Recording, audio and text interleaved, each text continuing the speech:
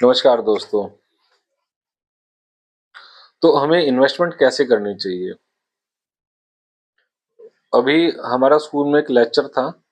उस लेक्चर के अंदर बच्चों ने, टीचर्स ने भी काफ़ी क्वेश्चन पूछे। तो उसमें से एक कॉमन क्वेश्चन ये आया था कि हमें सर इन्वेस्टमेंट है, उसका अमाउंट बढ़ाना चाहिए या फिर हमें उसका टाइम ऑफ पीरियड बढ़ाना चाहिए? 2 ऑप्शन में वो कहना पूछना चाह रहे थे, भई अगर हम कोई मंथली हम सेविंग करते हैं, इन्वेस्टमेंट करते हैं, या तो हम करें 5,000 रुपए की या हम करें 10,000 की। और हम 5,000 की इन्वेस्टमेंट करते हैं, उसको हम कर दें 20 साल के लिए, या हम 10,000 रुपए की इन्वेस्टमेंट करते हैं, वो करें 10 साल के लिए। तो हमें फ़ायदा ज़्यादा किस में रहेगा?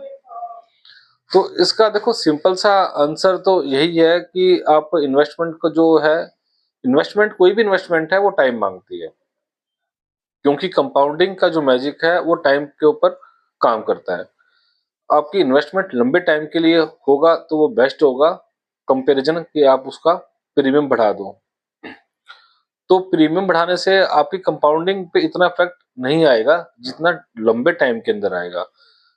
उसको थोड़ा ऐसे समझते हैं, आज हमने 5,000 रुपए पे करे, 1 साल में हमने 60,000 पे करे, तो नेक्स्ट ईयर जो कंपाउंडिंग काम करेगी वो 60,000 पे काम करेगी। उसके नेक्स्ट ईयर वो 1,20,000 पे काम करेगी। उसके बाद वो 1,20,000 की जगह वो कंपाउंडिंग होके वो 1,30,000 या 1,40,000 बन चुके होंगे, तो फिर वो उस पे काम करेगा। तो और वो हर साल मल्टीपल बढ़ता रहेगा। और वहीं पर ही अगर हम टाइम ऑफ पीरियड कम का करते हैं, तो 10 साल के बाद का जो कंपाउंडिंग का मैजिक था वो वहां पर काम नहीं करेगा, क्योंकि वहां पर हम 10 साल इन्वेस्टेड नहीं रहे। तो इसका एक सिंपल सा आंसर है कि अपने टाइम ऑफ पीरियड को बढ़ाए। इसलिए मैं कहता हूँ कि कम एज के बच्चों को, या जिनकी अभी जॉब लगी है, या जिनकी अभी कम एज है, उनके लिए बहुत ही गोल्डन पीरियड होता है अपनी इन्वेस्टमेंट के लिए। चाहे आप इन्वेस्टमेंट छोटी ही करें। स्कूल टाइम के अंदर बच्चे हैं, उनको पॉकेट मनी मिलती है, अपना एक पिगी बैंक बना ले, मनी बॉक्स बना ले, गुल्लक बना ले, उसमें अपना चाहे डेली के 10 रुपए डाले। लेकिन वो एक हैबिट, एक जोड़ने की हैबिट, वो बहुत बहुत जरूरी है। क्योंकि लाइफ के अंदर ना कोई भी अच्छी हैबिट, चाहे छोटी सी हैबिट हो, वो आपको एक अच्छा प्रॉफिट देके जा सकती है लाइफ के किसी भी काम के अंदर।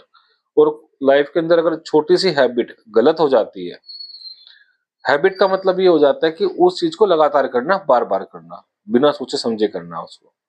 तो वो जो अगर छोटी सी भी गलत हैबिट है तो वो आपको लंबे टाइम के अंदर काफी नुकसान पहुंचा सकती है।